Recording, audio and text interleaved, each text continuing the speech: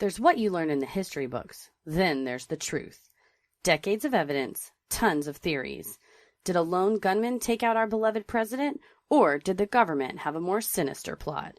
This week's episode is The Assassination of JFK, Part 2.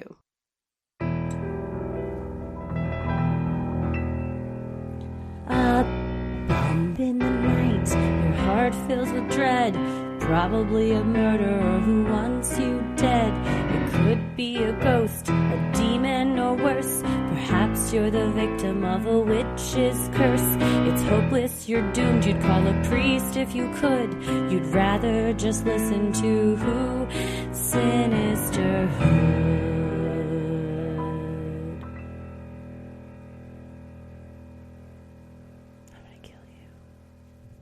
Okay, so I have a question. I hope I have an answer. Was there ever a thing that you, aside from Santa Claus, because Santa Claus is real, but the thing that you ever believed that you, as a kid, that was, like, wrenched away from you? Like, you were so sure, or, like, we talked about that I wanted to marry John Lennon and found out he was dead. My sister watched the reruns of the Monkees TV show, which was the Monkees was shot in the 60s. Yeah. They played the reruns on MTV in the 90s, and she was so sure that that was like current. Like, she didn't know that was the 60s. And then meanwhile, the Monkees found a resurgence in popularity, and then they went on a worldwide tour, so there were ads for it. And within the span of seconds, the Monkees aged 35 years. Yes. And she was like, what's wrong with their faces? She thought Davy Jones was much sexier than he actually was. I'm going to go to the Davy Jones concert, and I'm going to get him. And then she's like, oh, God. But she's like, what happened to their faces? Yeah. So, yeah, just like you had such a strongly held belief, and you had to, like, let it go. God? Got him. Okay. Although I never really had that strong a belief in that, but I do remember, I was raised... Like, really religious? No, not at all. Not really religious. No. But, I did go to an Episcopalian private school, but that didn't have as much to do with the religion. It's just that it was like a private school. But my I was baptized and we went to church on, like, holidays. Mm-hmm. Sometimes maybe on a Sunday here and there, but it was never, like, I don't look back on it and think, like, oh, man, that was really, I got beat over the head with it or anything. But did you like deeply believe it and then it was wrenched away that it wasn't real? I did not really ever deeply believe. I believed it because I was a kid and you don't know not to believe things. That's true. But I do remember in 5th grade having this realization where I was like, I just don't understand how something could have always been. Because, it's like, well, God's just always existed is what they would tell you. And it's like, well, who made God? He's just always been here. First of all, I should have been like, he. But I wasn't how I am now back then. First of all. But what? I just was like, that just doesn't make sense to me.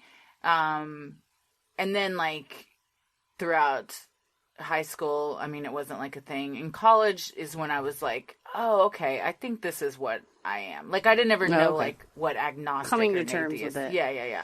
So I would never say I deeply believed where I felt like it was wrenched away. It was more like, I was like, oh, this makes sense of why I have felt this way all along. It was almost like a relief, like a coming to terms or realization. Well, once I got, and I'm sure you feel the same way, into this, like, research of all the conspiracy theories and the various, like, possibilities, and just, like, reading as much as I have and you have, I just remember as a kid, it was very like, well, the president came to Dallas and then he got shot. And I remember in 6th grade, we went to the 6th floor museum and, like, which is, at the old book depository.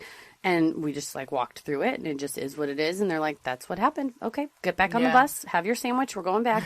Except for my mom went. She was our chaperone. And since she had, like, lived through it, she was the same age when he got assassinated as I was when we were going to go. By the way, my mom was top-notch. Grade A chaperone. She was very much, Miss Nancy, can we do this? I don't care. Nancy would be a great chaperone. She was number one chaperone. But we started getting the elevator to go to the 6th floor museum, and she, like, had a panic attack. And it was the first time I ever saw my mom not be like, everything's fine.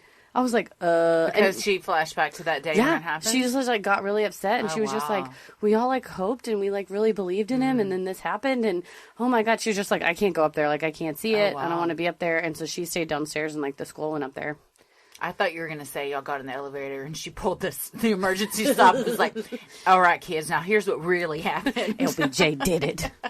I remember my mom saying that her mom was really, really upset because my mom's family is from Ireland and Catholic. And he was the first Catholic president. He was the first, and he was Irish, so it was like a huge thing for them. I remember my dad saying they just came in and were like, this is what's happened, school's canceled, and he said he just remembers going like, sweet, we don't have to go to school. Because I guess he was in 6th grade. I don't know. I'm not going to do the math. But I don't think, if I was in 6th grade and something like that happened, I don't think it would have registered with me like how serious it really was, as opposed to like if it happened now. Well, I got in trouble in 5th grade. Oh, I know what you're going to say. Mr. Shirley's class. Did I tell this story on the podcast already? No, we had that. Is this about how you laughed when the Challenger exploded? We had that scene in the cold. That's right. You guys reenacted it. You guys were like, that was so wild that you laughed at the Challenger explosion. I was like, oh, that was just my childhood. Like, Mr. Shirley's class, 5th grade. By the way, I'm not that old. The Challenger exploded in 1986 when I was born, but they played a video, and it was this really dramatic, emotional video. It must have been, you know what? It must have been the 10-year anniversary because I would have been like 10. And it was all about Krista McAuliffe, and it was like her lifelong dream. She was a kindergarten teacher, and then she got to be an astronaut like she always wanted. And then they don't warn you, and I didn't know what we were about to watch. And then the thing takes off, it gets in the air. Blammo. Very quickly blammo. Very quickly blammo. And I think I was like in shock, and I just was like cackled. Like I was just like, and because you're like, is this a bit? No, and I was it's like a Monty Python. It's bit. like it was such like thick irony, and I didn't know how to process it. And I was a tall kid, and so I had to like stand in the back. So it was like my cackle was echoing through this portable. Which I don't know if everybody do people around the world have portables? In America, our schools aren't big enough for how many like trailers. Yeah, the schools aren't big enough for how many kids there are, so they make these like quote unquote portable classrooms. You call them portables, and it's like a trailer, like a mobile home with like cinder blocks under it. And that's where you have class. Anyway, it's very echoey from what I remember. So, yeah, I think it's like, it was just like And ironic. did you get in trouble? Oh, yeah. He took me outside. Did Nancy say, kids process grief different? Pretty much, exactly. Yeah. Which is what I said in our scene. Exactly. Not even knowing that. She's just, that's just how she would deal with it. That's why I came off stage and I was like, you said exactly what my mom said. People do, like, especially kids, they laugh when they're uncomfortable or they're embarrassed. I was very uncomfortable. Also, he was scary. He was this humongous guy. He looked like Benson Honeydew from the Muppets, but like a solid, like 7 foot tall from what you remember, 5th grade height. And then he always wore he dressed like Dwight Schrute, but he had a head like Benson Honeydew. Oh, wow. Yeah, it was a he tough sounds combo. like my 7th grade science teacher, Mr. O'Connell. He probably changed his name and moved schools. That would have been a lot of years apart. But he dressed like the typical science teacher. He was an older man. He had like horn-rimmed glasses, tie clip, pocket protector. Every time. And I just remember in 7th grade when we had sex ed, they split up the boys and the girls, and he had to teach the boys, and everyone was just like, oh my God. He's like, the penis. Oh, absolutely. I would have paid to have been in that class when he had to explain like erections to this just a bunch of dickhead 7th-year-old. I think we were all in the same. No, they split us up. They split us up and talked about periods and stuff. Yeah. We got split our changing up. Bodies. I remember when we had to bring home permission slips to take the class. Oh yeah. And my mom was like, as long as you don't bring any homework home, you can do it.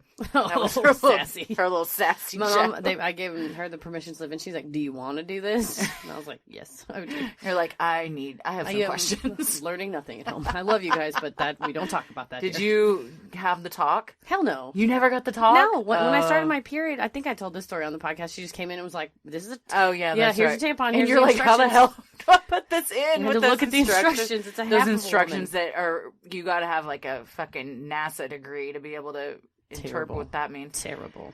I had the talk twice. Oh God. Yeah, I guess it didn't take the first. I don't remember why. I remember I had to ask Jeeves about sex. That's right. That's right. Who well, I mean, talk with. I didn't talk about that stuff. You didn't ask your mom how to give a classic handy? Hell no. But she did like explain how babies are made, and I just remember being the penis goes into the vagina. Mortified, staring at the ground the whole time. Like I'm sure every kid is when. You don't want to talk about coming with your parents.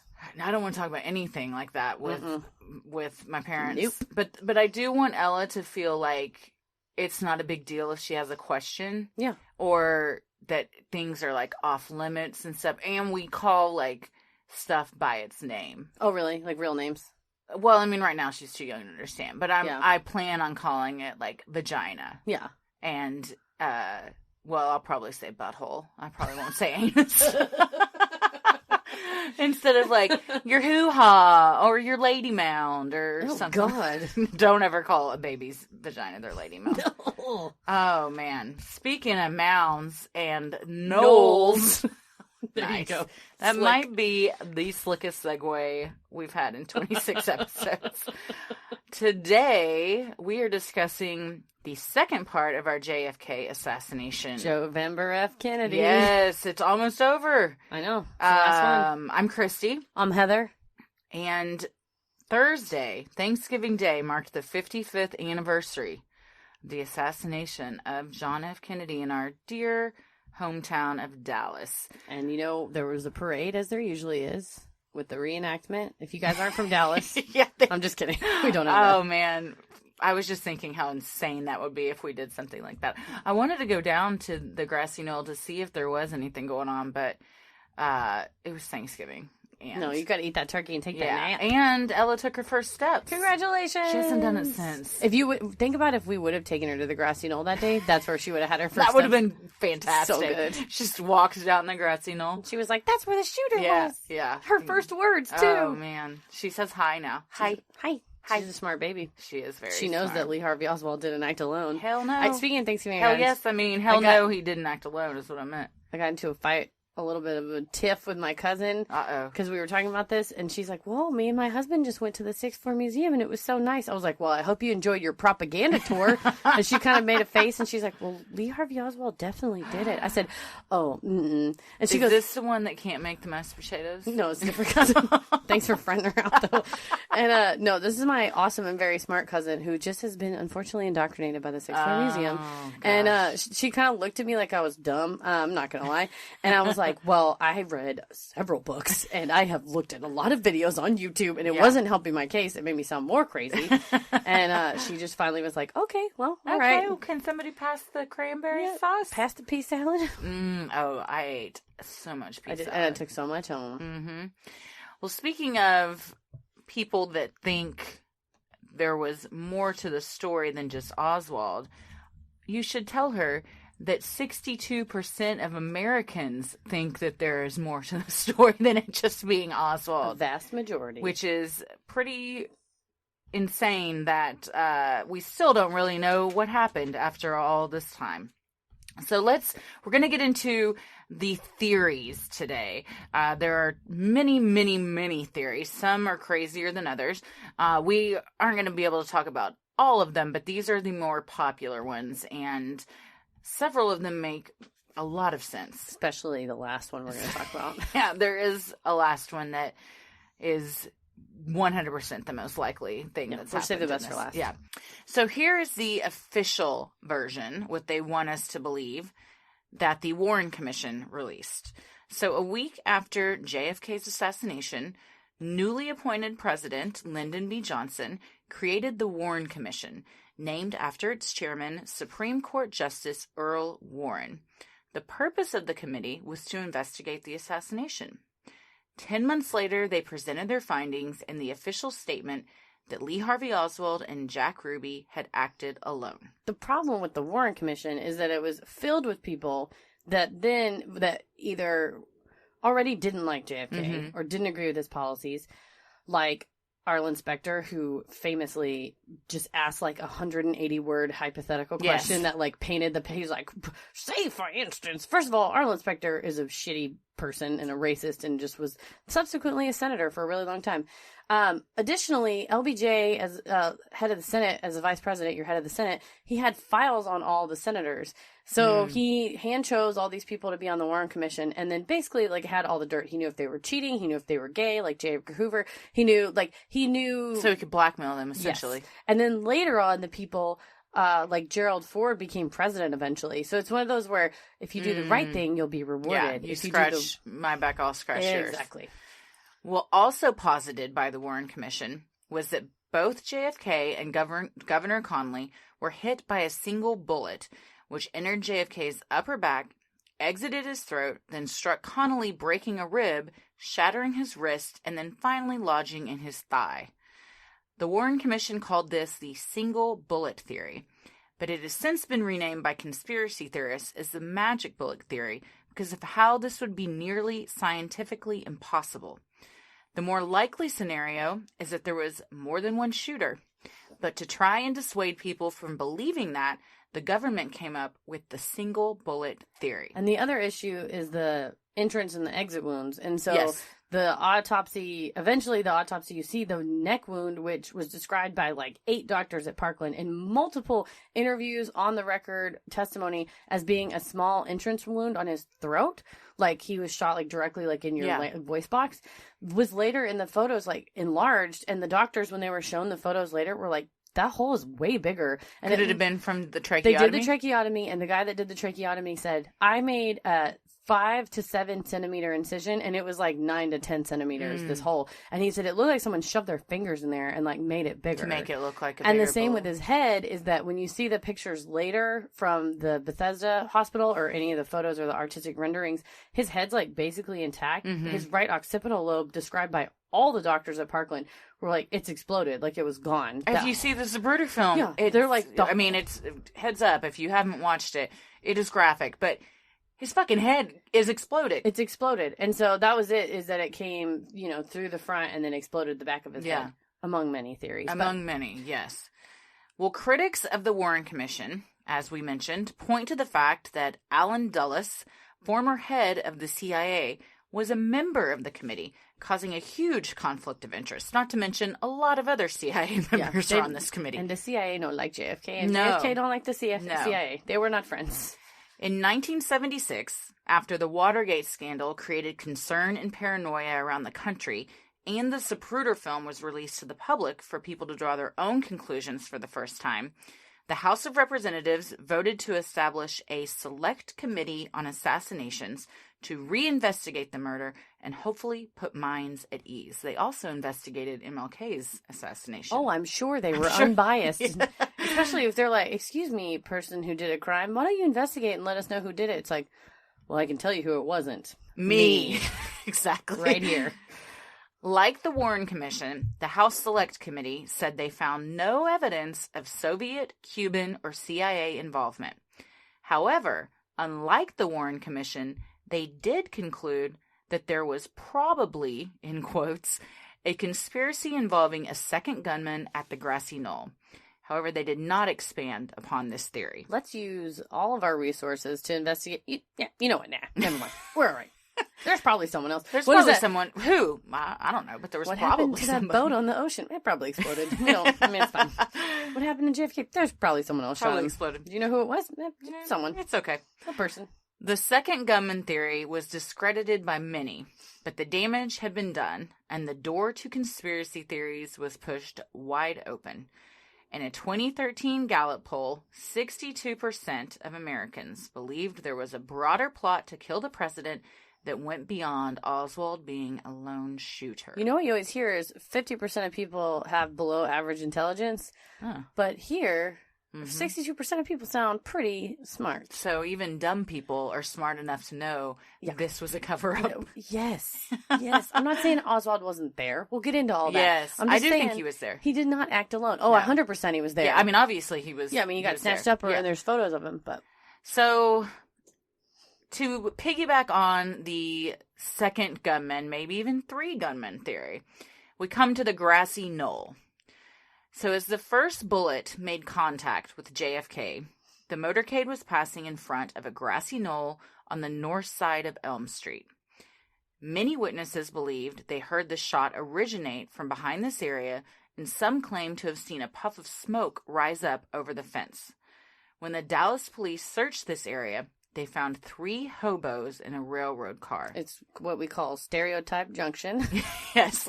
Also, in everything I read, they called them tramps. Okay. Well, but I was like, I'm going to call them hobos. Homeless American? Like, hobo is offensive too, someone told me. Is it? I think so. Oh. Well, maybe in the 60s you called them hobos. Maybe. And now, I mean... Well, there's a lot of people said in the 60s we shouldn't say anymore. No, broad, lass. No, lass is cool, I think. Lass, I think, is a cool English thing to if call a you're little boy. You can call people lass. Yeah, or a little girl.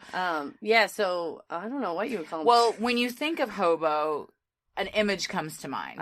I think of a clown with a pack. Yes, with the stick. What are they called? A bundle. A bindle. Yes. Austin Guttery taught me that word. Yes. So and they're probably disheveled and maybe dirty. Maybe they're fake hobos. Well, the hobos were suspiciously clean-shaven and well-dressed, with haircuts like G-Men, leading many conspiracy theorists to speculate that these were not hobos, but rather CIA assassins. Like the blind guy talking about, or the deaf guy talking about his dad, saw the guy take the suitcase and go and get, if you listen to the JFK Part 1, which I don't know why you would listen to Part 2 without Part 1. Not judging. Welcome. We're glad to have you. But the guy from the documentary on Netflix, that we'll link in the show notes, though, has a whole description of one guy shot, the other guy put it in, they went and got in a train. Mm-hmm. Yeah. Well, supporters of this theory tend to use the infamous Zapruder film, which captured the killing, to bolster their claim, pointing to the fact that Kennedy's head moves in a backward and leftward motion after the bullet's impact, apparent proof that he was shot from the front as well as from behind. There was a second shooter. Also, I totally think you can now see the stabilized Zapruder film. What do you mean by like stabilized? So the original one, you can't see shit. The guy was shaking all over the place. Yeah. I don't know what his deal was. Maybe he was excited or cheering. I don't know. It's like whenever you watch mall fights on the internet, and you're like, hold the goddamn camera still. You're like, I'm nauseous now doing for multiple reasons. Yeah, please stop. Oh, man. I watched Black Friday videos on those piss me. Those people are upset me. awful. I can't tell. It's the subreddit called People Are Awful. Yeah. And it was horrifying. Where people are just trampling each other to get like a fucking microwave. Oh, horrible. Yeah. Televisions and It's awful. Well, speaking of the Zapruder film, it is one of the biggest pieces of evidence to fuel conspiracy theories in arguably the history of our country. There's a couple of photos, and eyewitness accounts are bullshit. Just like overall in America, this in the world was a 26-second film recorded with an 8mm camera by Dallas dressmaker and amateur filmmaker, so he should have been holding that camera a little steady. Together. Abraham Zapruder. It documents the shooting of the president from beginning to end in 486 frames. While Zapruder did show the film to the FBI and CIA shortly after the assassination, he was left with the original copy, which he entrusted to Life magazine out of respect to the Kennedy family. 12 years later, in 1975, Geraldo Rivera aired a bootleg copy on his talk show. This was the first time the public had been able to view the film in its entirety. Good look. Geraldo's out there doing the Lord's work. Have you ever read the article that's excerpts from his memoirs? And No, but he's a fucking crazy man. Disgusting. He is the most conservative, disgusting man. Two things. First of all, the other day yesterday, I think he went on a tirade on Fox News about how it's unacceptable how we're treating migrants at the border. And he's like, these are human beings and you're gassing them and it's ridiculous. And I was there and I got gassed and it's not fun and it's not easy to walk through. This is a nightmare. You're torturing people. And the people on Fox News were like, Well, good for him because he's ultra conservative. So I'm surprised. I think he just did it because he got kicked off TV because he opened that vault and nothing was in it. Yeah, your mom was so mad about that. She's still so mad about Geraldo's vault. But Geraldo, I forgot what I was going to say about Geraldo. Oh, the Zapruder film. So Abraham Zapruder set up the garment district in Dallas, and people have said, I'm going to use a Trumpism, folks have said that Zapruder had mafia ties. Oh. So all of this, when we get to the mafia theory, I'll give you a little history. I saw this mafia guy's son give an interview on this YouTube show. And there's some pretty juicy bits. But keep that in mind that when we talk about Zapruder later, he's the one that filmed this. Yes, he is. And he gave it to... Oh, go ahead. He gave it... Yeah, well, he gave it to Life magazine. So, and then Geraldo in 75 airs it. But during that, 12 years where no one was touching it? Interesting. What was going on? Did they cut the frames out? Interesting that several frames are missing, and no one knows why. Because the CIA took them out. So, one of the things that you will see in the Zapruder film, if you watch it, is what has since be known as the Umbrella Man. On a nice, sunny autumn day, what would provoke someone to open an umbrella? Mere seconds before the first shot was fired at the motorcade, a man standing on the grassy knoll can be seen opening a large black umbrella. Some have speculated that the umbrella was used to shoot a poison dart into JFK's neck to immobilize him for the kill shot. Others believe it was a signal to the assassins. What do you think? I thought it was like, open the umbrella, he's at the spot, hit him. Yeah, so a signal to the assassins. Well, in 1978... That's a longer way to say the thing that you said. Yes. In 1978, Louis Stephen Witt came out saying he was the infamous Umbrella Man. He says he had brought the umbrella to heckle the president. A black umbrella had been the trademark of Nazi supporter British Prime Minister Neville Chamberlain. Has there ever been a more British name than that? Neville Chamberlain. You know what? I'm going to name my British toothbrush that. I'll tell you about it here in a minute. The Braun one you got? I got an Oral-B 7000 series. And it's Bluetooth connected with an app for no reason. And then when you turn it on... So you can listen to music while you're brushing your teeth? No, there's no music. It just counts down. But when you open it, it's like, hello, welcome to Oral-B. I'm going to tell you how to brush your teeth. Ooh. And I was like, a British man is telling me how to brush my teeth? All right. But I'm going to call him Neville now. Thank you. That's good. So 1978, Neville did what now? Neville Chamberlain was supported by Joseph Kennedy. Ew. And he was a Nazi supporter. Because Joseph Kennedy was the ambassador to the UK. Mm-hmm. So Witt says his intentions were merely to irk JFK. He also said that if the Guinness Book of World Records had a category for being in the wrong place at the wrong time, he would win hands down. Well, yeah. But... could this just all be the government talking? That's true. Maybe he was just planted by the government. Or maybe the government got to him and was like, if you tell anyone what really happened, bye-bye. That's basically what a lot of the doctors at Parkland were told in no uncertain terms. You didn't see any of this. Yeah. Tell no one. Yeah. Well, we've talked about how we personally don't dispute that Oswald was there. I think so. We think that he was there. Many others do too, and think that he did do the shooting, however, for different reasons than what the Warren Commission would have you believe. And the Warren Commission, why did they think Oswald shot him? Like, what was the motivation? That he was a communist and a Marxist and didn't like JFK's policies, yes. Yeah. And so he had defected to the Soviet Union years before and was known to have gone to the Cuban and Soviet embassies in Mexico City to try and get work visas. He was passing out those flyers in New Orleans. He got arrested a few months before. That was communist information propaganda. So he could have been a patsy because the CIA already had them on their radar. He also could have been contacted by the CIA or was working with the CIA. I think that's the answer. Many believe he was a paid assassin. It is quite possible that a group wanted the president dead, but did not want his blood on their hands. Mm-hmm. So who could have been the mastermind? There's several theories. First up, the CIA. Ding, ding, ding, ding, which we strongly believe that this is what happened.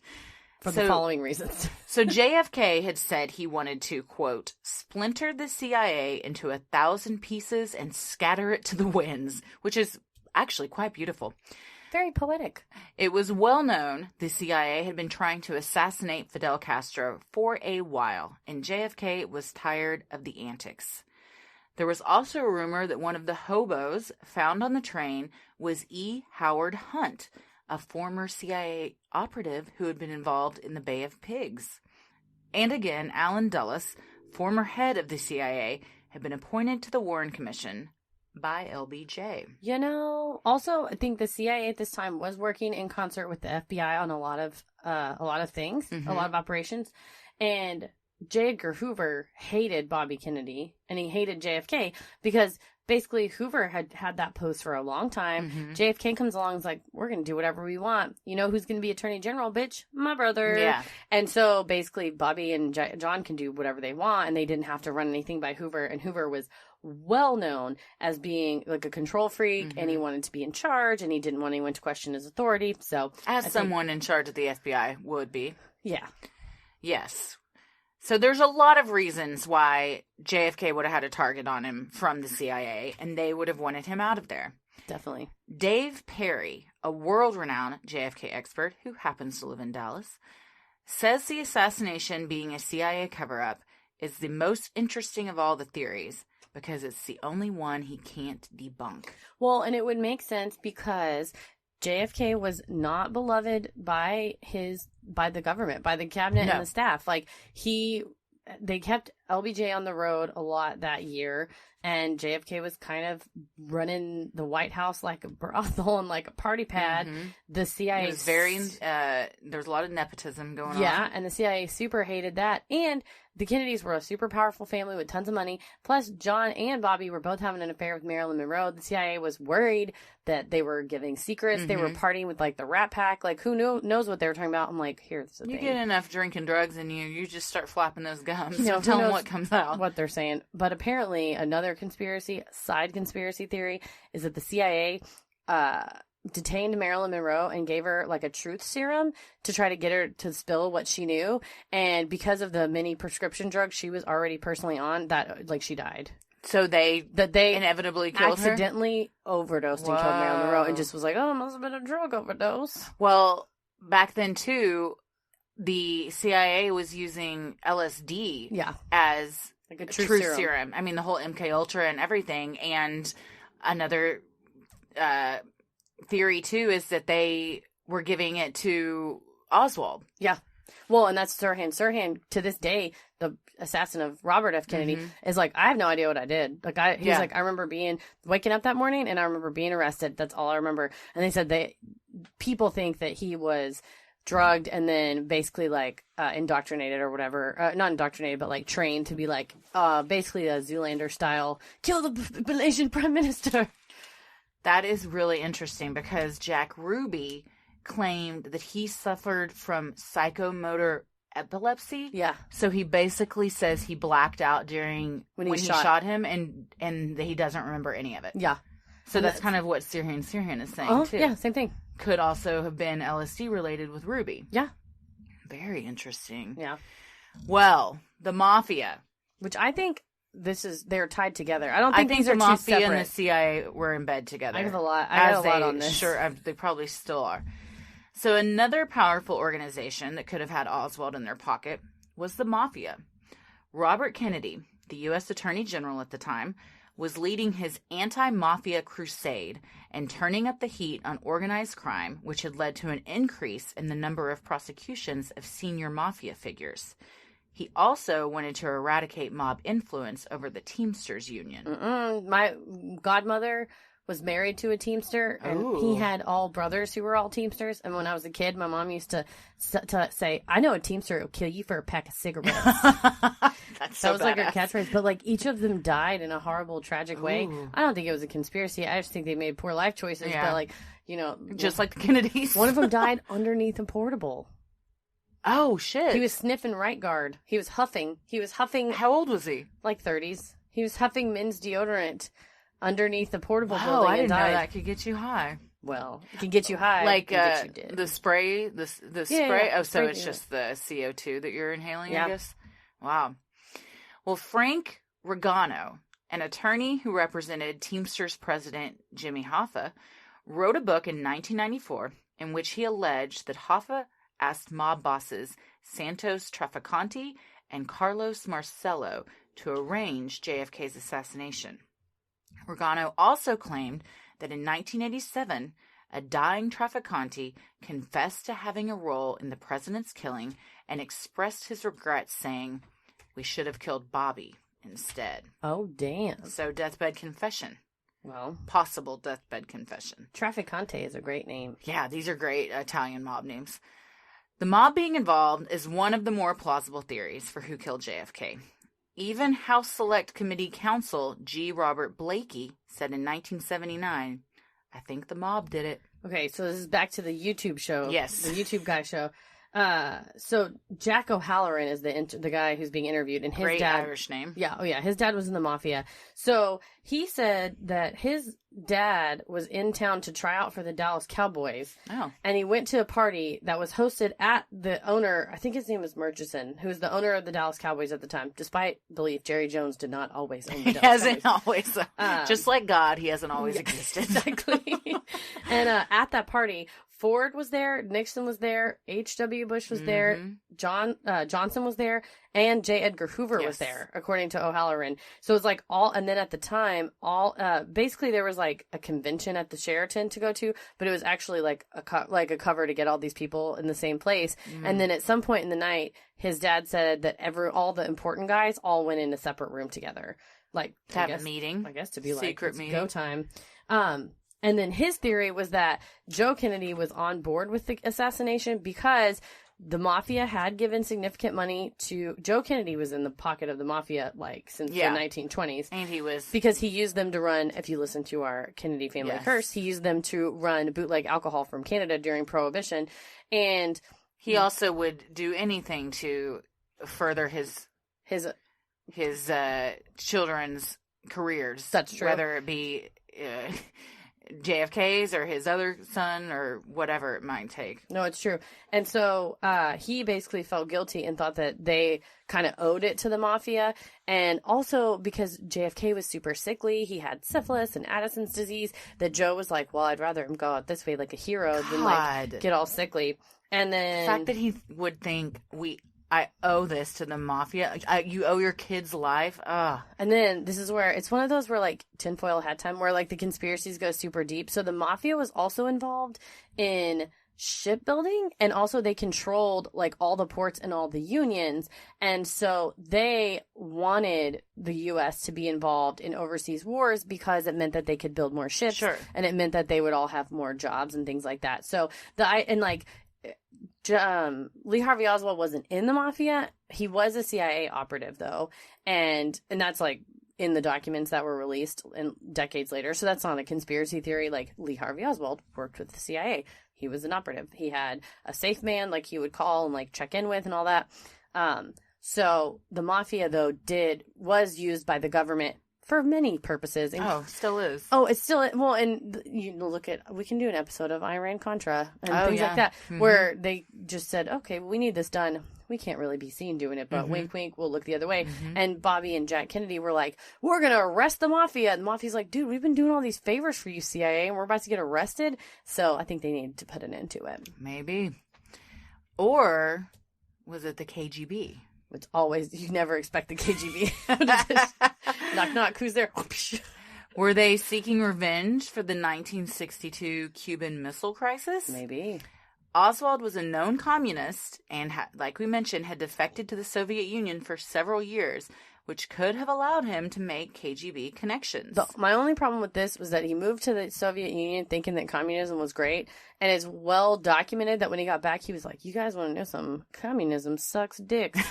And well, he also kind of went over there and he had this like celebrity status in the Soviet Union because he was this American that had defected.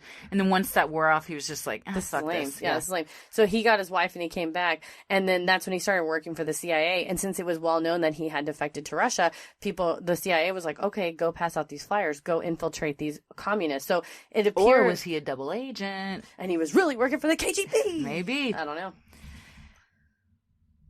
In September 1963, Oswald took a bus to Mexico City, where he visited the Soviet and Cuban embassies in an effort to obtain travel visas. According to investigative journalist Edward J. Epstein, Oswald's final phone call in Mexico City was to an official who was a secret agent in the espionage and assassination branch of the KGB. Dun, dun, dun. Could it have been possible that Oswald received orders from Soviet or Cuban agents while there? Well, the interesting part here is that, so he went to Mexico City to get to Cuba, is what JFK and the Unspeakable by James W. Douglas posits. So, and then that whole, I don't even think we're going to really go into the whole double Oswald theory, but that... Well, we can't. I think this is the time to bring it up. This is the time to do it. So, JFK and the Unspeakable by James W. Douglas is, like, first of all, incredibly long. It's very well researched, though, and well written, and nothing in the book is conjecture. Like, he's always like, according to an interview with this person. So, yeah, maybe a person is misremembering or lying, but, like... It's not his opinion. No, it's not opinion, really. And, I mean, I guess any book, even nonfiction, is opinion because you choose what story to tell. Like, you choose what to include and what not to include. That's the point. Yeah, at some point. But anyway, his whole thing is the dual Oswald theory, that Oswald was a CIA operative.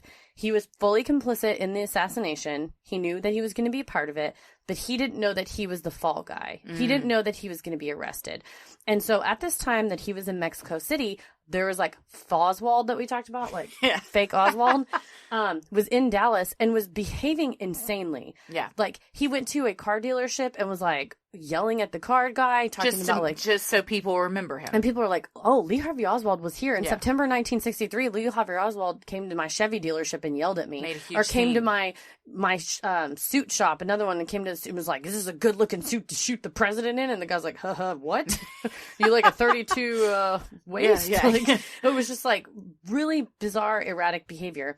And so the double Oswald theory... A little heavy-handed. Yeah. Like, trying to, like, really be like, Lee Harvey Oswald was here talking crazy. Yeah. And then it was just a guy, and also Oswald's, like, a basic-looking white dude. It was just a guy that kind of looked like him. And small white dude. And he would write his name down. Like, when you went to go test drive a car, you wrote your name in a book. So it was, like, written down. And so the theory is that Oswald really was doing this. Like, whether he was working with the CIA or the KGB, he really was in Mexico City.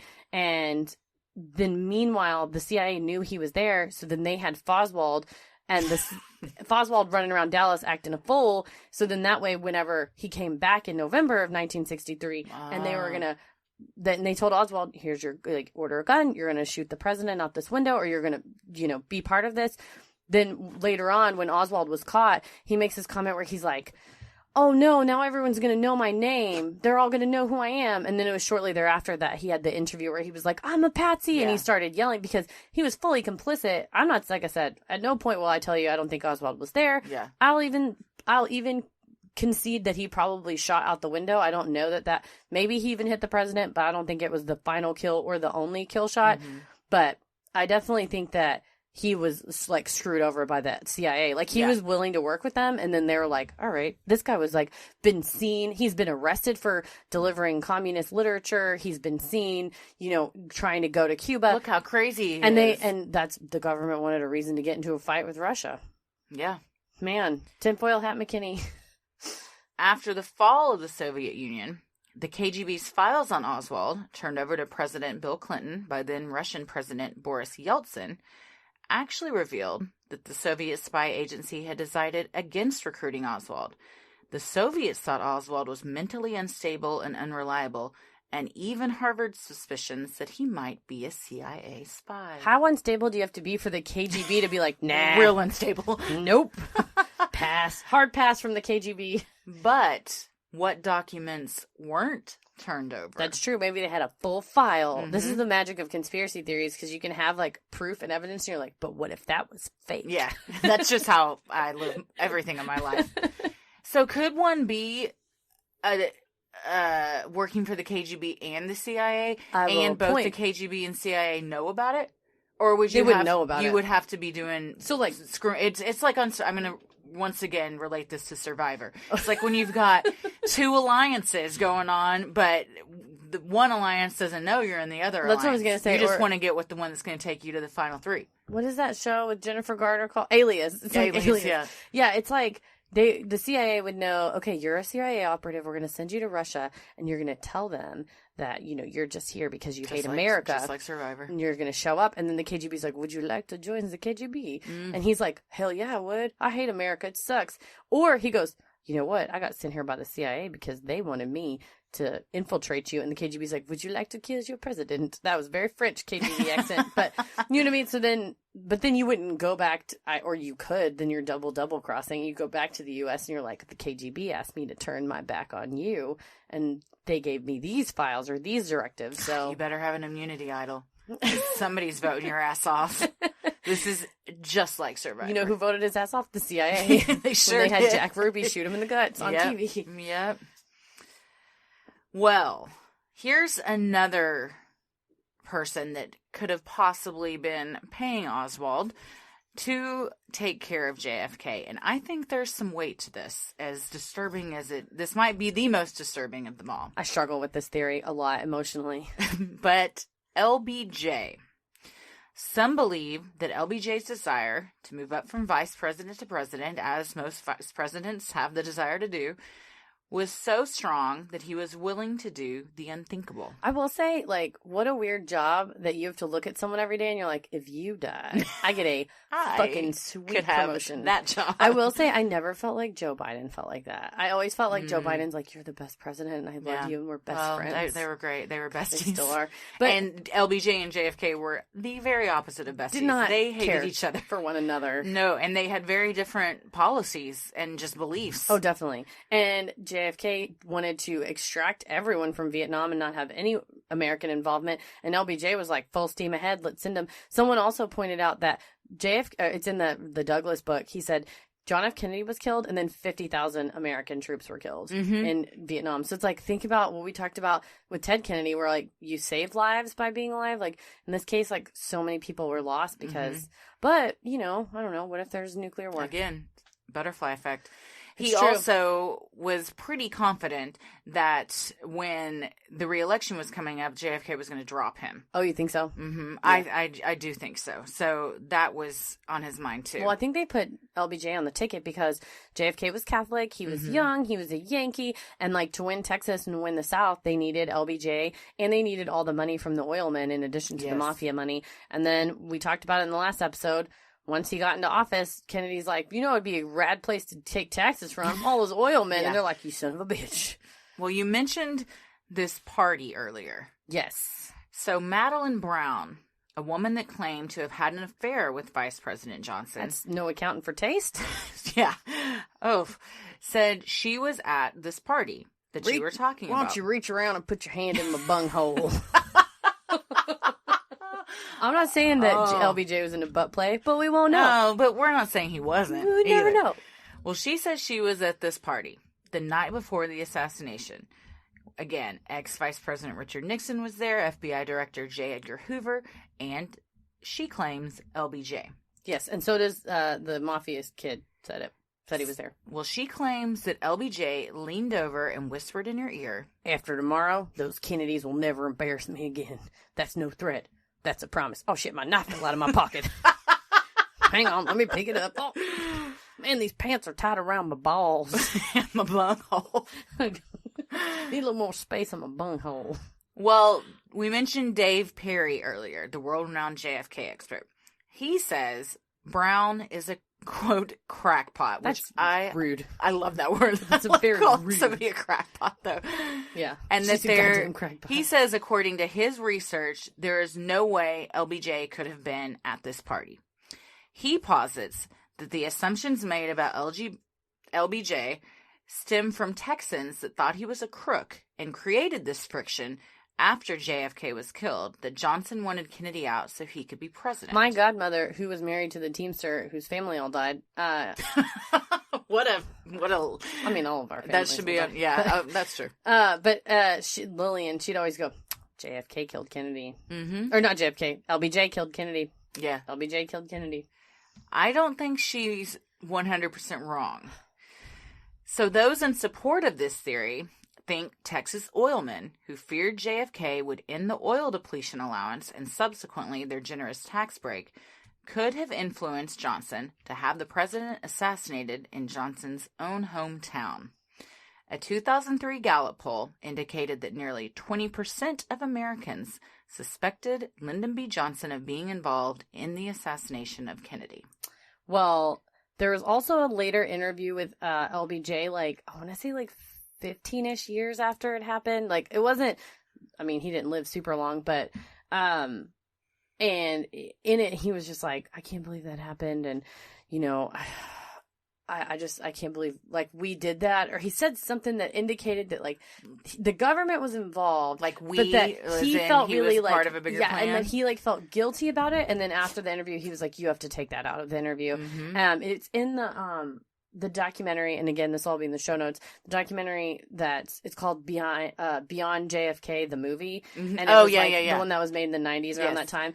And the interviewer that was like the one that did the interview was like, maybe it was Walter Cronkite, or no, it was Dan Rather. And Dan Rather was like, yeah, afterwards he's like, because who is a very credible source. Oh, he is. And LBJ got apparently really emotional at the time and was just like, I can't believe, because every day you're living with the fucking knowledge that you killed the president. Also, it's kind of Game of Thrones. It's like, okay, we're all gonna get together and kill Kennedy, and then you're president, and it's like, at what point are they all gonna say, let's all get together and kill Johnson? Yeah, exactly.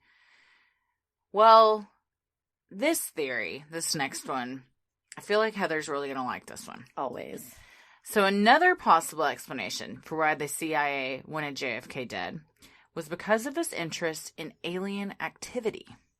As ridiculous as this may sound, there are actually two crucial pieces of evidence that support this theory.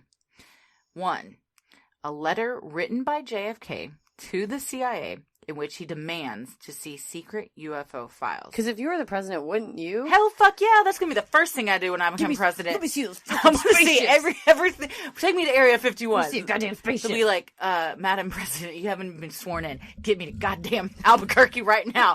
Where is it? Roswell. That's right. It's not Albuquerque's a much different city than Roswell. Much nicer. Yeah. Have you ever been to Roswell? No, but I have been to Albuquerque. My friend Loretta went to Roswell, and she said, I've heard it's a real shit show. Well, she goes, it's just unfortunate. And she's like, everywhere you go, there's like alien paintings everywhere, and that apparently people would just be like, thanks for stopping at Dairy Queen. I hope your blizzard's out of this world. You're like, all right. They're just like, everything has and they're to just be like miserable about it. Yeah. Clint Worth, who is a local comic, he's very into it, and he went and posted a lot on Instagram, and it was very much that. He was like, I'm sitting in the fucking garage, basically, of some psychos just like preaching about aliens. And there was a picture, it's just like him and like four like old people. It's just like not what you think. It's not as polished as one may think. Are you kidding me? Are you telling me a town based solely on the conspiracy that aliens landed there is not like maybe like a very sane or put together place? Yeah, it's a little out there, but I still want to go. So the second piece of evidence, a note from a senior CIA official that said, we cannot allow the president to see the classified material about the files he wanted to see. There's historical backing up of why the CIA would want to keep alien technology from Kennedy. At the time, we were in an arms race with Russia. Yeah. We were winning by well, like a that's why lot. JFK says he wanted to see them, is because he was worried that Russia would think that them doing flyovers was UFO, and he didn't want any of our stuff getting shot down. Oh, because they with thought it was them UFOs. thinking, or vice versa. Yeah. Well, and also, at the time, Kennedy and Khrushchev were passing notes back and forth, and this is like little schoolgirls. Yeah, because it was both of their governments were like, we're enemies, we're gonna blow each other up. It was basically like, standoff where you're both holding a gun on each other, and Kennedy was like, listen, I like living. I don't want the world to blow up and die. And Khrushchev's like, yeah, me too. And they both had said, let's just have a peace deal. We'll have a treaty. We're like total nuclear disarmament. We'll stop developing these nuclear weapons. You'll move the missiles out of Cuba. We'll move the missiles out of like, I don't know, where is it, in Ukraine or something like close enough that, it's like spitting distance to Russia. And basically, like, the Joint Chiefs of Staff were like, oh, no, absolutely not. Like, we won't negotiate with Russia. They're communists. We can't. They're the enemy. And if Kennedy knew that there was alien technology that, like, say, I don't know, could power things like nuclear power and better than oil power. And he basically wanted to share it with Russia. And was like, we would be stronger together. We could go, because Kennedy, like, super wanted to go to the moon. And he was like, we could do this better, faster, more efficiently if we shared this information with Russia. And the Joint Chiefs and basically the Congress was like held to the no. Yeah. So there's a lot to be said for this aliens. Again, it might have just been another reason the CIA wanted him out on a long list of reasons why they wanted him killed. They just did not like him. Yes. Question, sidebar. Do you believe in aliens? Yes. Do you believe that they've come to Earth? Do I believe that they've landed on Earth and made contact? Yes. I want to believe so bad. I think they did. We have to do an alien episode. Yeah. Oh, I was going to suggest we do that next. Oh, hell yeah. All right, deal. This is how our topics are chosen. My brother is a member of MUFON. And I think I want to join. You should. But I'm vaguely worried that my work's going to fire me for being an insane person because I literally was in If they heard this podcast, I don't know. If they haven't fired you yet, you're fine. My favorite coworker's office. I always talk about him. He's my favorite. And he said something. He was like, don't you hate me? I was like, no, you're my favorite coworker. He was like, so really? Clearly he doesn't listen to the pod. No. But I was in his office and he said something and I was like, well, my psychic told me that really I can tell this time I can't do this. And he kind of looked at me. He's like, psychic? And then I told him, like, yeah, monthly I go to the Dallas Psychic Fair. And then he looked it up. He was like, oh, wow. And Sylvia's on the website. I was like, oh, that's her. He was like, okay, well, good for you. Oh, he should come. So he probably wouldn't be super surprised if you join MUFON. I was thinking about joining MUFON. They're like, oh, Heather. I said something about psychic, and someone asked, he was in the room. It was him. He was like, do you, believe the psychic? I go, is it any crazier than people that go to church? He goes, I guess not. Exactly. I don't know. Like we said, it's all a form of prayer, meditation, whatever you want to call it. Yes. So Zach is a member of MUFON. He has this giant MUFON book. But basically, you pay a fee, and then I think there are meetings you can go to and Shut stuff. up. Yeah, I want to go to a MUFON meeting and do a mini-sode about it. Oh yeah, I like to say who yes to life. Who were we talking about this with? I think you and I maybe off air talked about joining MUFON. Maybe that's what it was. Well, I think we should make a promise on air that we are going to. I will join MUFON and I will go to a meeting and I will do. And what does it stand for? Something UFO network, I think. Yeah, I'm not sure, to be honest. Well, to get back to your question, yeah, I think that they've probably been here. The Mutual UFO Network. Oh, that's so nice. Yeah. Mutual. Because we're all just here trying to get by. We're not just getting, the aliens aren't blasting us in the ass. We're not blasting them in the ass. My brother also said, as upsetting as this is to me, that if aliens came down and contacted him, and did I tell you this? I think you told me this. I don't think you told me on air. And said, if you come with this right now, we'll show you everything, but we will never bring you back. That he would go. He's in a heartbeat. He was like, in a heartbeat, I'd go. I was like, but what about all of us? He's like, family is not worth the same as knowledge. He's like, I gotta know. He's like, I couldn't live knowing that I could know and I didn't find out. My question's could you send messages back? What's the magic of experiencing something if you can't share it with those you love? Right. Thank you. When he comes to town for Christmas, I'm going to set the two of you down and you can tell him this. I wonder though, and we're kind of going on a tangent, but okay. do you think of aliens as being little green men or the gray, big head, long arms, tiny body thing? Yeah, I think they're probably. Oh, it's unfathomable what they're shaped like. But I think probably just generally speaking, it would make sense. Depends on the physics of their world, though. It's what if you live in a water world? Not like Kevin Costner style. Everybody's living in their own piss. By the way, go to Universal Studios California and go to the Water World show. It's one of the best things I've ever seen in my life. Oh, nice. But no, if you live in an ocean world or something, you would need to not, you would be able to gills. breathe air. You'd have gills. You'd have fins. You wouldn't have feet. So it just would depend on what type of planet they came from, I guess. Hot take. I think they probably look like us. What if? I think there are more than one. There are more than one type of human. There's more than one type of alien. Well, just what if animals are aliens? We sound like we smoked weed and we haven't. No, we haven't. What if a platypus is a fucking alien? Yeah, hot take. Well, Lucy, anyway, are you an alien? We'll address all of this on our future alien episode. I'm very excited about that. Well, after aliens, we've talked about Cuba quite a bit.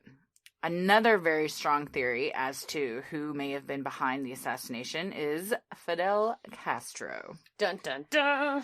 As a congressional inquiry discovered in 1975, The CIA hatched numerous plots to assassinate Cuban dictator Fidel Castro during Kennedy's presidency, including an attempt to poison his food. It became almost comical. Yeah. How many times they tried to kill him and they didn't. It was like a Keystone Cops scenario. Well, have you ever seen the movie The In-Laws with Alan Arkin? It's from the 1970s, and one dad's a dentist. It's two kids that are getting married, like, you know, in their 20s, and their families meet, and one of the dads is a dentist, and the other dad's like, I'm a florist.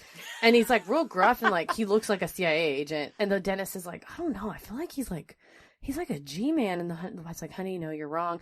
And the bit is that his assignment is to go to this like a Cuban like communist country and assassinate the dictator pretty much. And he like gets on a plane, and then the dentist guy accidentally gets on the plane with them. And so it's like he's some cops, like, yeah, hilarity ensues. But yeah, it sounds like a combination of Grumpy Old Men and was it Meet the Parents? Yeah, kind of. Yeah. It's and the dictator's really obsessed with velvet paintings, and so like he has like a velvet painting of like a tiger, and then they're like, "Oh, we noticed the flag was taken down outside," and the dictator's like, "Oh yes, I got a new flag. Do you want to see it?" It's velvet. Well, flag. they pulled it down. It's a velvet portrait of the dictator with his arm around a topless hot lady. It's like a velvet painting, and the guy goes, "Oh, is that Mrs. Dictator?" And he goes, "No, she's a prostitute." It's so fucking good. Good Lord. He talks to his hand. He puts like lipstick around his hand. He's like, I am very thirsty. And his hand ties. When did this come out? The 1970s is so good.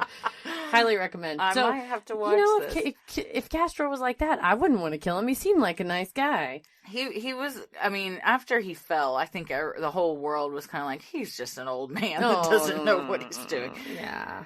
Some believed Castro might have had Kennedy killed in retaliation for the U.S. trying to kill him. Even LBJ harbored such suspicions.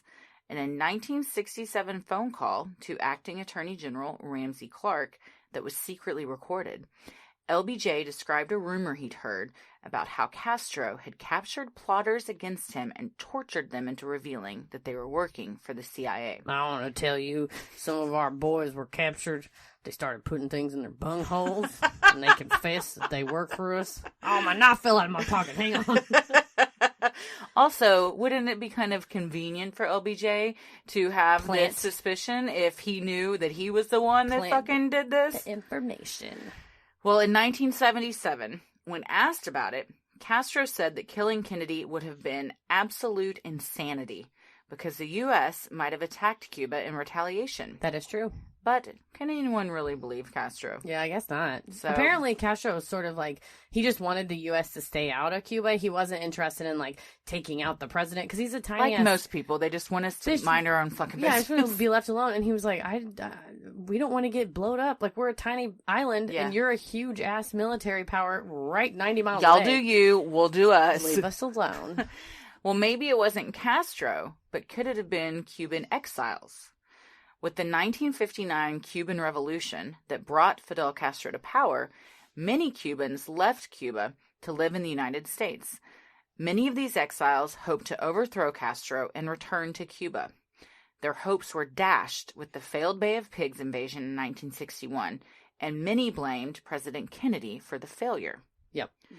The House Select Committee on Assassinations concluded that some militant Cuban exiles might have participated in Kennedy's murder. These same exiles worked closely with CIA operatives in violent activities against Castro's Cuba. I think it's a red herring. Communism is a red herring. Isn't that from Clue? Uh-huh. Yeah, it's a red herring. I don't think it was Cuban exiles. It wasn't Cuba. I don't think they had the resources. No. It's more likely to be something closer. The CIA. Yeah, 100%. something like that. Also, this, which could have played into just another reason, like we said, the laundry list of the CIA. Or the mafia. The military-industrial complex. The military-industrial complex refers to the alliance of Pentagon officials and defense contractors. In his farewell speech in 1961, President Dwight Eisenhower warned America against the dangers of such a relationship. I'll just say, I'm not some kind of like hippie... whatever, but I believe, as a former investment advisor, there are a few things that maybe shouldn't be publicly traded. Like, and I think arms. Like guns. Arms, military shit. But then the problem is that, like, even if it's a private company, that's a person looking out for themselves. Yeah. You know, so I think I spoke too soon on that because I'm like, oh, it's a bad idea. Because at least if it's publicly traded, you get to see their documents and like where they spend their money. And if it's private, then they can do it whatever they want, Tony Stark style. I don't know. Interesting. Yeah. What needs to happen well, is if Tony Stark comes out of this, by all means, I was going to say, the defense contractor needs to get kidnapped, go into a cave, become Iron Man, then we'll be happy. Yeah. Well, according to author James Douglas, shout out, Kennedy was assassinated because he was turning away from the Cold War and seeking a negotiated peace with the Soviet Union. Yep, that pissed off the mafia unions because it's not a war for them to build and the ships. CIA. Pissed off the CIA because there's not spies and shit to do. Pissed off the military-industrial complex because there's no guns to sell. He wanted to get out of Vietnam. Everything boils down to we're going to lose money. Straight up.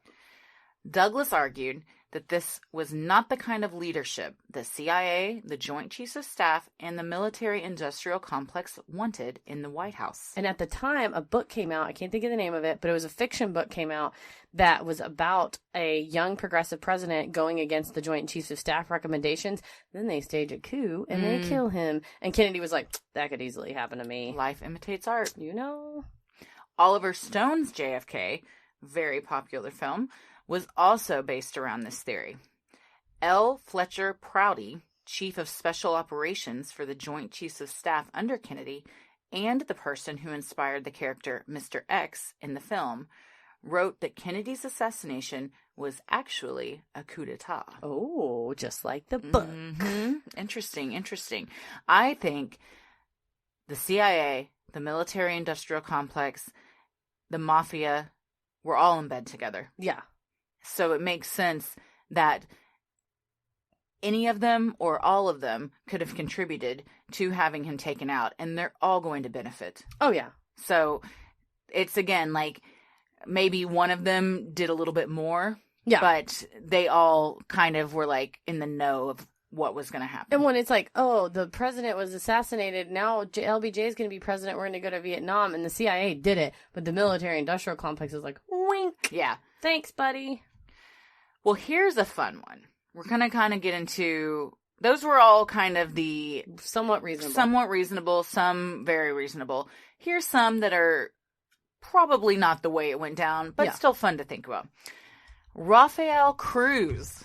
In 2016, in what felt like a fever dream, then presidential nominee Donald Trump publicly slandered fellow Republican nominee Ted Cruz by hinting at the notion that Ted's father, Rafael, had been involved in the assassination. This was based on a photo published by the National Enquirer that they claimed showed Rafael distributing communist propaganda with Oswald in New Orleans months before the shooting. Well, I'll say this is pretty legitimate because Rafael Cruz is already a proven terrorist by bringing that piece of shit Ted Cruz into the world. 100%.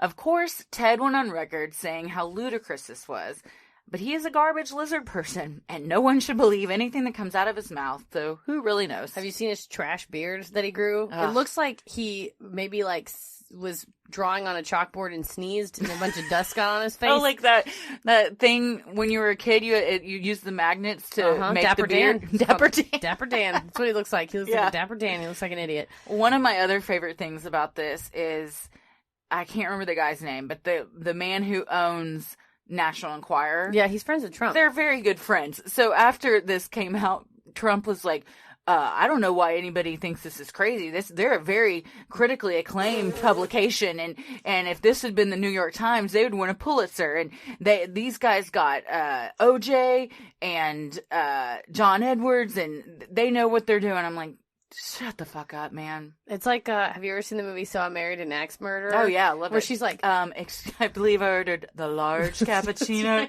And she's like, go and get me the paper. And he's like, Mom, do you refer to the Weekly World News as the paper? The paper. Your giant head. Yeah. Lay down your giant head. That's right. And he's like, a great movie. Put on the Bay City Rollers. That was a big staple in my high school. It's so years. good, and the soundtrack's so good. Great. It's a great Phil movie. Hartman line in fucking So I Married an Axe Murderer, I'll never be that funny. That's the funniest thing. That and Barry, the monologue from when Gary Rosenberg, are like the two greatest comedy Barry scenes of was all so time. great. That's one of the best shows that has come out in the past 10 years. Fucking so good. Go watch Barry. But yeah, I think Ted Cruz is definitely the Zodiac killer, and probably his dad killed JFK because they're a trash family who've contributed nothing but grief, strife, turmoil, oppression, and sadness and ugliness wherever they go. So maybe this makes the most sense. Yeah. Number one theory. Number one theory now. Another one that's fun. Of course, we got to talk about the Illuminati. They have their hand in everything. Yes, they do. Well, it's been suggested that JFK was on the outs with this secretive elite cult because he wanted to end the Vietnam War, a conflict that was paying the shadowy bankers, the Rothschild family, handsome dividends. The Illuminati were also angered by JFK's attempts to rein in the power of the U.S. Federal Reserve, making him even more of a liability. It's one of those things you can't go against the shadow government. So maybe, I mean, they're kind of on the same list as the CIA and military industrial complex. Maybe they're related. I mean, there's a lot of crossover there. Well, and I'm sure people that are in the CIA are also in the Illuminati. That's what I'm saying. Yeah, there's a lot of crossover. And we're saving the best for last. This is, without a doubt, what happens. This is my most likely theory. This is what I like to call Heather McKinney's shrimp bullet theory. Yes. It's not my theory. I like to think it's your theory. So, William Cooper was a naval security intelligence officer in the early 1970s. He says he was privy to secret documents about the Kennedy assassination. In an interview with KUTV News in Salt Lake City, Bill recounted the contents of the documents he read as a government agent. According to him, the plot to assassinate JFK involved the CIA, the Secret Service, Division 5 of the FBI, and the Office of Naval Intelligence. Which is how he got a hold of the documents, because he was a naval intelligence officer. Okay, makes sense. And we just said that we agree that probably all those people were also involved. So far, not that crazy. Nope, so far so good. The CIA and the security community considered JFK a security threat. This could be due to his interest in brokering peace with Russia, his plan to dismantle the CIA, his brother Bobby's pursuit of organized crime, or the fact that JFK frequently disregarding the opinions of the Joint Chiefs of Staff when making military decisions, like with the Bay of Pigs. So there's a lot of reasons why. Yes. He would have been a target. So far, like still we talked all makes about. sense.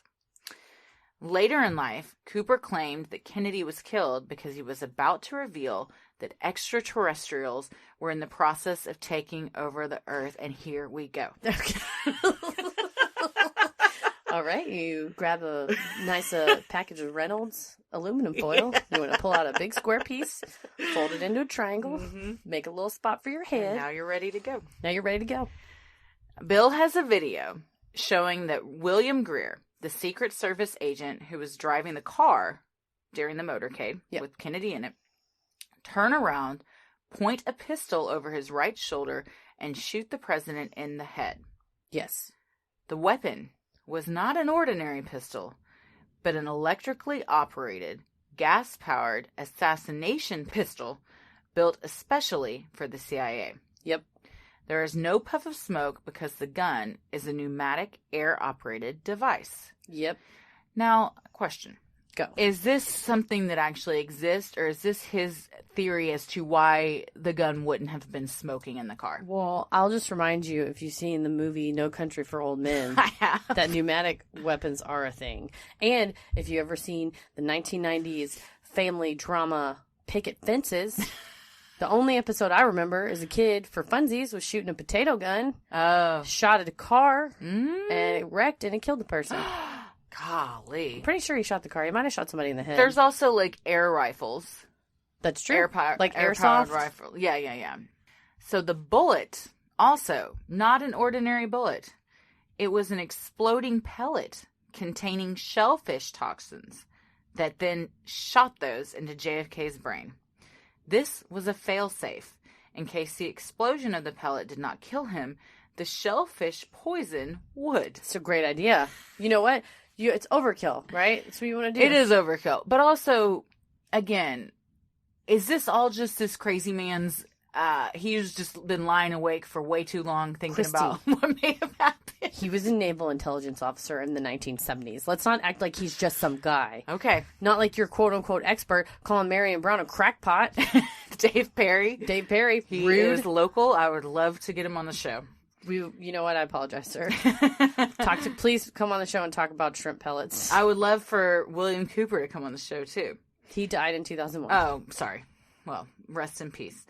Well, Cooper claims this is why JFK's brain was switched out with a different brain between Parkland and Bethesda Naval Hospital. Exactly. They didn't want to have the autopsy test the brain. Show a bunch of shellfish, and they're like, how did a shrimp get in this guy's brain? It's like goddamn shrimp fest at Red Lobster. This guy loved seafood. He did. It's loved it so much it got in his brain. That's what, you know what? It's part of him now. Cooper also says Lee Harvey Oswald was a patsy. He posits that Oswald was never on the 6th floor, but that a photograph shows Oswald standing out in front of the depository as JFK's motorcade drove by. I saw this photo. I have not seen this photo. I saw this photo. It's on the video. I'll put it in the show notes. On the video on YouTube. It is definitely Oswald or Foswald. Okay, so maybe it was Foswald. It could have been Foswald. And Oswald's up in the window. Oswald could have been in the window. Foswald could have been on the ground. Or vice versa. Is there time for it to have been Oswald and then him run up to the 6th floor? I don't think so. Okay. Especially because around the 6th floor window is a bunch of fried chicken and soda cans or soda bottles. Also, we all know from the fried chicken and soda, he wasn't out there on the street. He was up there enjoying himself before he was about to shoot the president. A bucket before he shot the president. I wonder if it was original or extra crispy. Oh, yeah. Original recipe, definitely. Mm-hmm. Cooper claims the CIA has not silenced him because he is too vocal and his death would cause too much attention. Well, that is a very arrogant. In the 1970s, he wrote all this out on postcards, and he says in the interview he spent $27,000 of his own money to mail it all around the world, so that if he were to be killed, it would be like, it's not like I wrote it all in a manifesto in my house. Well, they get it and they burn it. Who did he send them to? Just I think randos. People. Oh man, if you received one of these postcards, please let us know. You remember did you have chain letters? Like handwritten chain letters when you were a kid? Maybe one or two, to my mom. Okay. And my mom would throw them out. And I was like, Mom, you'll have bad luck. And she's like, whatever. She threw it in that I already got it. She's not Roseanne. I remember getting letters where it was but it was like your friend would send it to you. Oh, okay. But it was... This is like a physical email forward? Yes. This was in the 80s when email wasn't a thing yet. But you would get it and it'd be like, you now have to write out 9 letters and send it to 9 people My mom's like, I ain't going to write out 9 letters. It was a total bitch. But then it was like, you'll have bad luck forever if you don't. It's kind of like the one, you still get that shit. Or Facebook posts. Yeah, your grandma sends you one prayer. Or keep scrolling to go to hell. Always scroll. Mm-hmm. Further, Cooper claims that Jackie never said anything because she saw firsthand the Secret Service members meant to protect her family murder her husband. For the rest of her and her children's lives, they would be guarded 24/7 by the same people responsible for JFK's death. So basically, he argues... Well, that's probably not wrong. Yeah. Well, he argues that when she's trying to jump out of the car and Clint Hill jumps on the back and shoves her back in the car, that he's like, get back in the car.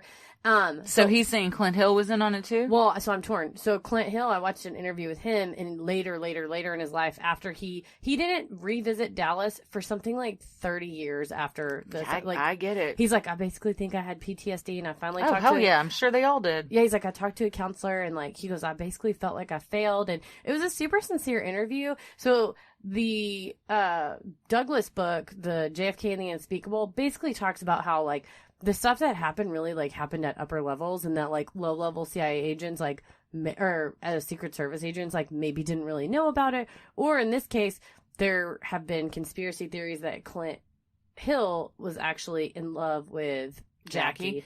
And that even if it was like, she's never going to reciprocate, but like, we're going to kill JFK, he's like, well, just don't hurt her. Oh. And so when she's like falling out of the car, or jumping out of the car, he just wanted to protect her. And he jumps out of the motorcade car behind her, runs around, jumps up, and saves her. Which, like, someone please write fan fiction about that. Oh, there's 100% it's out there, and I'm sure my husband has read it. It's, and by fan fiction, I mean pornography fan fiction. Every time I'm like, say something, he's like, yeah, I mean, there's lots of porn fan fiction about that. And I'm like, well, how do you know all he's of like, this? people are always read about Marge Simpson and Ned Flanders. And you're like, wait, what? Yeah, there's definitely that too. Well, Bill Cooper wrote, Behold a Pale Horse. Famous conspiracy book. And is a famous conspiracy theorist. And the shrimp bullet theory is not only his theory, but our dear Heather's as well. I think parts of that could be true. You do think parts of it? Well, I think that the CIA and everybody were in bed together and that something happened to his brain. I don't think it was taken because they were worried that there was a shrimp living in it. I think that they didn't want them to see that the bullet had come from the front, and they were trying to brush that under the rug. A lot of people also think Bobby Kennedy took the brain because they didn't want it to be known from the autopsy all the drugs he was on and how sick he really was. Yeah, he had advanced stage syphilis, which does cause lesions on your brain. And then also like Addison's disease. He was on all those drugs, not the ones from Dr. Feelgood, but he was on other drugs. Imagine for a moment that Bobby did take it. Can you imagine having to be put in that position where you're like, I gotta do this? Like, what do you even use to take your his brain out? Tupperware. The lid never falls off. You couldn't find the lid, though. No. So you just used foil, and then it became a huge mess. Poor Bobby. Well, in 2017, the CIA released some documents as part of the 1992 Kennedy Assassination Records Collection Act. President Trump, as much as I hate to call him that, made public a bunch of previously classified CIA documents. This is just like from the U.S. National Archives. It was passed in 1992, and they were like on a timeline, and they're like, well, they said in 25 years you can release this information, and it's like, hey, Mr. Trump, do you want to release it or not? And he's like, yeah, okay. It's not like he like did anything, you know what I mean? Like, he takes credit. He's like, I'm the one that released the JFK, and you're like, well, it was like, whoever was in office 25 years later was going to be the one to do this. Bill Clinton. He had nothing to do with it. 1992 is Bill Clinton, right? Yes. But 25 years from that. Yeah. Yeah. Oh, yeah, I see what you're saying. I'm saying Bill Clinton's the one that signed the legislation. Yeah. But whoever was president in 2017, it's not like Trump did anything special to have this fucking thing. Well, unfortunately, nothing juicy really came of it. There was no new information about Oswald's trip to the Russian embassy in Mexico City. Lots of things were still blacked out. And, at the behest of the CIA and FBI, several documents that were supposed to be released weren't. Because Trump fucking crumbled to him. He was all big, like, people need to know, my plan is to release everything. I want Ted Cruz's dad to go down for this. And then at 0 hour 30, when the CIA's knocking at his door, like, hey, could we not? He decides to, I think it put another 3-year hold on it, or something like that. It leaves one to wonder, what are they still trying to hide? Too much. So, what do we think? Lucy, what do you think? Lucy here as definitely usual. Thinks it is the shrimp bullet. No, Lucy, because you want a shrimp. I think that the most likely is like we were saying, some sort of a cabal of like the CIA and like high level, high ranking, like military officials, just because, especially if you listen to or read JFK and the Unspeakable, it's just lengthy, provable. There's like recordings of JFK meetings with like the Joint Chiefs where he basically tells them to like get bent. Like he's like, I'm not going to do that. So there's just like measurable instances where JFK was disregarding the norms, like disregarding, what a president was kind of like expected to do, kind of fall in line. And also he was like a younger president, and I think they thought, oh, he's going to be malleable. We can like make him do whatever he wants. But then they're like, he is mouthy and does his own thing. He's always banging Marilyn Monroe, hollering about his back. His defense, I mean, she was wouldn't a you? knockout. Yeah, she's gorgeous. She's perfect. But yeah, I think that he angered the wrong people, and whether it was the Illuminati or the CIA or whatever, then that's basically what it was. Shout out to Julia Sikora. She's like, I feel like it's any theory that has time travel. And so I was like, what if the alien technology let you time travel? Ooh. And the CIA was like, we can't let him have that, because if he gets murdered, or he's going to time travel to the future, see that he was murdered, come back, get real mad, and fire us. Speaking of time travel, shout out to Stephen King. Oh yeah, If you 11/22/63. have watched the Hulu show, Shot here in Dallas, based on the book 11/22/63, it does involve time travel, and it stars known sex predator James Franco. Oh God, that one hurt. God, it sucks. I have a James Franco T-shirt where he's taking a selfie, loved him. and then on the pocket is the selfie that he's taking, and it is such a good shirt, and I cannot wear Freaks it. and Geeks is one of my all-time God, favorite shows. I'm doing the Judd Apatow master class right now. I'm so proud of you. That sounds amazing. Yeah, and Freaks and Geeks is It's so good. huge, amazing show. And I knew, like, when the whole Me Too movement was really taking off, I was like, any day. Well, I mean, it was Any before that day too. we're gonna- I mean, knew that it was going to like, become leaking. like, yeah, he was going to get dragged, but if you need to slide in some DMs, mine are open, James Franco, or Tom Hiddleston, or John Cusack. Well, a lot of people would ask, but why Oswald? And here's why I think. So, he was a known defector to the Soviet Union, and if he is the patsy, and Kennedy had been all pro-Soviet Union, and we're trying to split ties with them, how convenient is it where we're like, oh, look at this known communist that used to live in the Soviet Union that has ties to Russia. The communists killed our president. Yeah, Russia killed our president. Don't we hate them? Don't we want nothing to do with them? Yeah, that's exactly. Yeah. And I think, and in the book I sent you the excerpts from, not the one that was written by Richard Belzer from Law and Order SVU, who that was actually a very well researched book, but the one that was by the doctor, and it was all the medical doctors. He talked about how there was a FBI a letter. One of the things that got revealed as part of the Assassination Records Collection Act was a letter from the FBI, an FBI official that basically said it is good for the country, it's good for all of us if we just have a really quick resolution as to who did this. Like, like all big crimes. Yeah, it's like cut the police out of it, cut the Secret Service out of it. Let's just say the FBI is handling it. We're going to handle it, and it was Oswald. How easy is that? Shut it down. That's how you get a Netflix documentary made about you. I heard that. Well, there's a lot to take in. You can draw your own conclusions. We'd love to hear from you as to what you think it may have been. If you have a new theory, if you support one of these, let us know. Please let us know. So we got some shout-outs. We got a lot of shout-outs. So many. This week. I mean, what a great position to be in, to have so many. It's better than screaming into the void. Yes, yes. The first one, a huge, huge shout-out to Liz, who runs the Instagram account at my favorite Karen Kilgariff. It's very funny. She takes Karen's best tweets and posts them, and it's very funny. And she plugged us last night, and just in a few hours, things blew up. Yeah, so welcome thank you so much. All the new listeners who are listening because of seeing us on that Instagram, and we appreciate it. And we saw some comments from some, but there's like 100 comments on that. So thank you to Liz and a couple people that were on there, Diva and Kate Robinson, and of course Julia Sikora and Hannah Vaughn, our good comedian friends, were shouting us out. But there were a lot of people that said they were listening and they loved it and they were binging it, and it really means a lot to us, and we sincerely appreciate it. Yeah. Also, Theodore Jones and Kevin Bean, who writes for Theodore Jones, who is a fellow comedian and improviser, they just wrote a very nice article about us that we've posted on our Facebook page, but we're going to share it on our Instagram soon, too. It's all about the live show we did at Dallas Comedy House over Halloween weekend. So thank you to you guys. Brandis Wilgus. Big shout out to her. Lots of sweet things she said. Also, she's going to hook us up with some sweet Jack Black lip balm, which I am very excited about. Lip balm made by the famous actor Jack Black. Yeah. Little did you know, comedy sometimes doesn't work out for him. So when it doesn't, he turns to the balm. Fantastic skincare products. Yeah.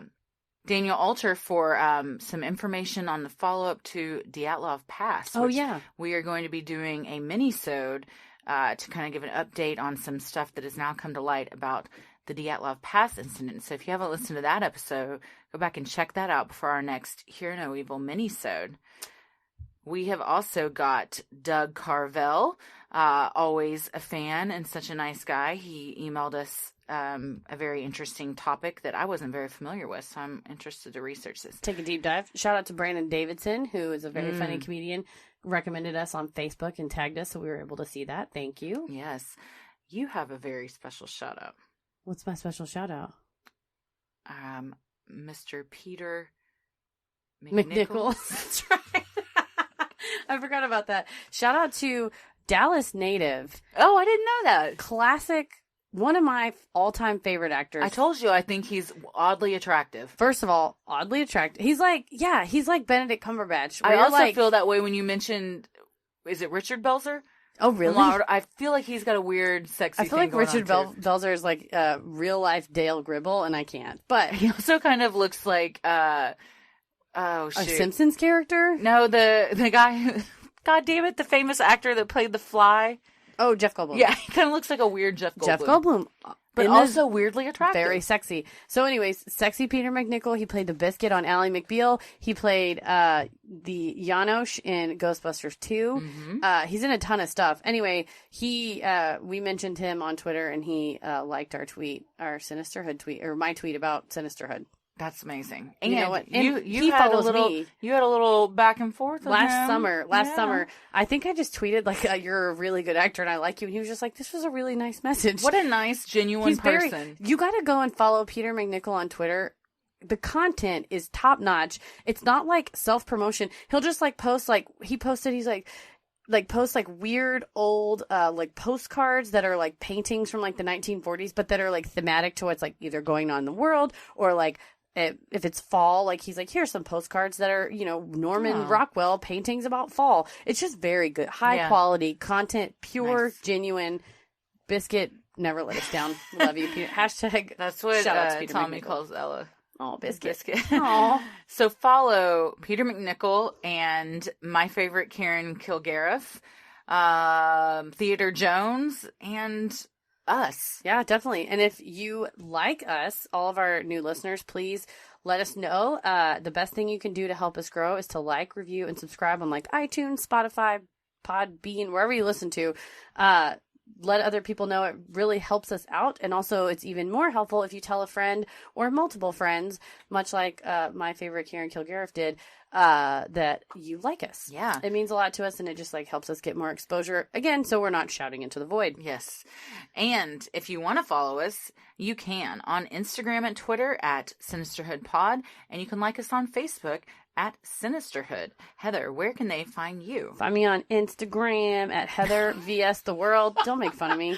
It sounded like a Lil Wayne, how Lil Wayne would say Instagram. All right. That's just me being country. That's me being me. Heather VS The World on Instagram and MCK VS The World on Twitter. Where about you? I can be found on Instagram at Christy M. Wallace and on Twitter at Christy or GTFO. As always, the devil rules the airwaves. Keep it creepy. Sinisterhood.